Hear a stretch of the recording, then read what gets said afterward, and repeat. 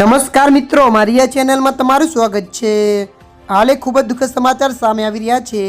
જામનગરમાં નવાગામ ખેડ વિસ્તારમાં રહેતા 45 વર્ષના યુવાનને હૃદય રોગનો હુમલો જીવલેણ સાબિત થયો છે અને હાર્ટ એટેક આવી ગયા બાદ તેનું મૃત્યુ નીપજ્યું છે।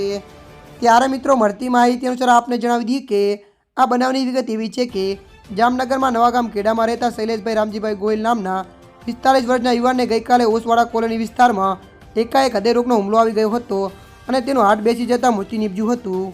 ત્યારે મિત્રો, મળતી માહિતી અનુસાર વધુ આપને જણાવી દઈએ કે આ બનાવ અંગે કપિલ હરિભાઈ પટેલે પોલીસને જાણ કરતા સિટી સી ડિવિઝન પોલીસે બનાવના સ્થળે પહોંચી જઈને મુદ્દેનો કબજો સંભાળી પોસ્ટમોર્ટમ કરાવ્યું છે।